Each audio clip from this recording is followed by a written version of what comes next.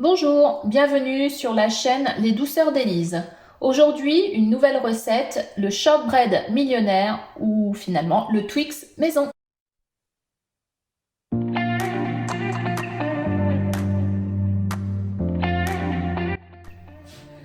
Alors cette recette va se passer en 3 étapes. Première étape, on va déjà faire la pâte sablée. Ensuite, on va faire le caramel et ensuite le nappage au chocolat par-dessus.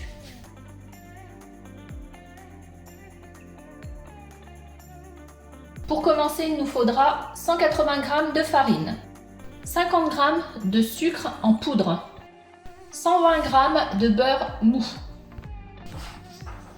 un demi-sachet de levure chimique, une pincée de sel.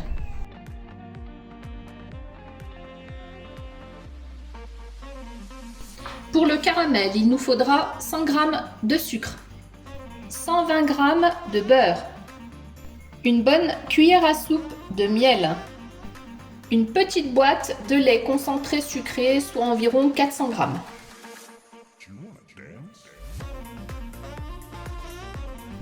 Pour le nappage final, il nous faudra du chocolat pâtissier. Alors moi j'utilise du chocolat au lait, mais on peut prendre du chocolat noir.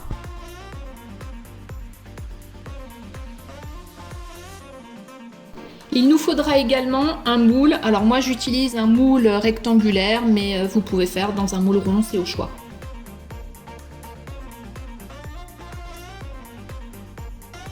On va commencer par préchauffer le four en chaleur tournante à 180 degrés.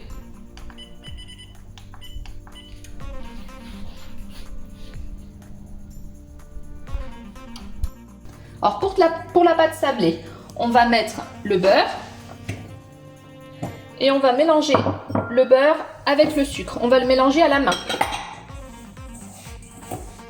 On incorpore ensuite la farine avec le sel et la levure. Et on continue de mélanger à la main jusqu'à la formation d'une boule. Alors, on a obtenu notre pâte, notre boule de pâte sablée. Maintenant, je vais la mettre dans le moule afin de pouvoir le faire cuire. Donc, on étale, on ne met pas trop épais parce que, enfin, après, chacun son goût, mais nous, on préfère quand c'est pas trop épais. Donc, alors voilà le résultat. Pour bien aplatir la surface, moi je prends une cuillère que je trempe dans un peu d'eau et ensuite je lisse. Donc maintenant on va pouvoir l'enfourner. On va pouvoir l'enfourner environ entre 10 et 15 minutes. Vous regardez, que ce soit pas trop bruni, mais il faut qu'il soit cuit.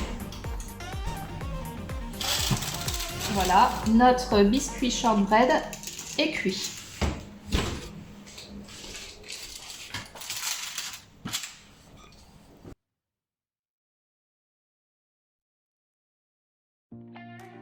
On va passer à la cuisson du caramel. Donc on met tout le sucre qu'on avait mis tout à l'heure, le beurre,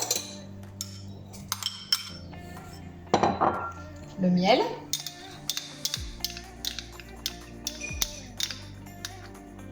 et la boîte de lait concentré sucré.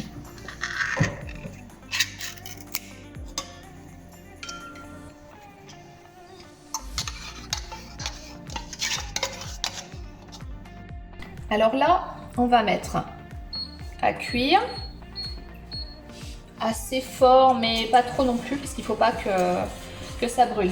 Donc on va attendre vraiment que tout soit bien fondu, qu'on ne voit plus le beurre, pour ensuite descendre la cuisson afin que ça caramélise. Par contre, on mélange tout le temps pour éviter que le fond ne s'accroche. On voit que ça commence un tout petit peu à colorer, donc on baisse pour passer sur une cuisson douce. On continue de remuer, il faut compter à peu près quand même 20 bonnes minutes. Ouais. Alors là on voit que ça a bien épaissi et ça a légèrement coloré, donc on va pouvoir l'arrêter et le verser sur le biscuit.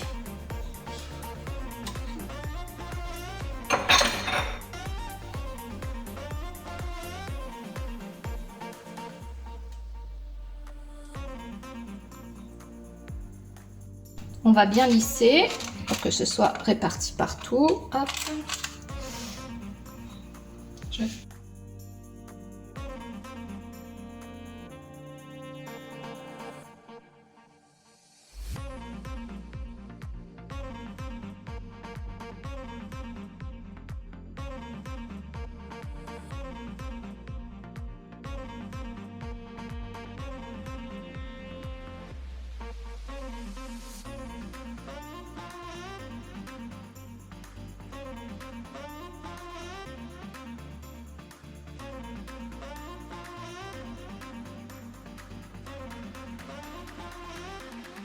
Voilà.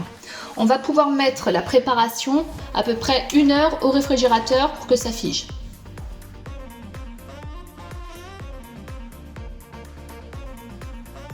Maintenant, on va faire fondre au bain-marie le chocolat pour napper le dessus du caramel. On met tout le chocolat et on laisse fondre tout doucement. Donc on remuera un petit peu de temps en temps. Alors là, on voit que le chocolat est bien fondu. On continue de remuer et on va pouvoir le déverser sur le caramel et le biscuit que j'ai retiré du réfrigérateur. Alors, on va pouvoir déverser le chocolat dessus. Et on va lisser. Alors, une fois le chocolat bien lissé, on remet au réfrigérateur pour 1 heure, 1 heure et demie. Alors là, on va passer au démoulage du shortbread. Donc, je vais le retirer de la plaque.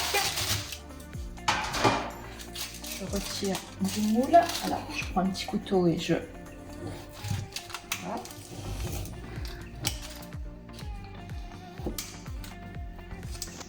Ça va se décoller assez facilement ensuite.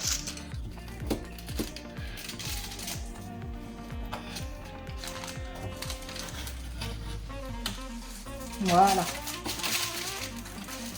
Ensuite, pour découper des petits carrés de jambon, le conseil que je peux vous donner, c'est de prendre un couteau qu'on fait tremper dans de l'eau chaude, on le ressuie et après on passe le couteau dessus. Le problème, c'est que sinon, hop, si on ne fait pas comme ça, le chocolat du dessus se craque facilement.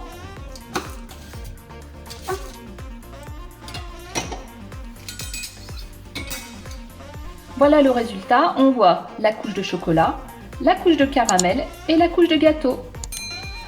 N'hésitez pas à liker ma vidéo et à vous abonner à ma chaîne. À bientôt pour une prochaine recette.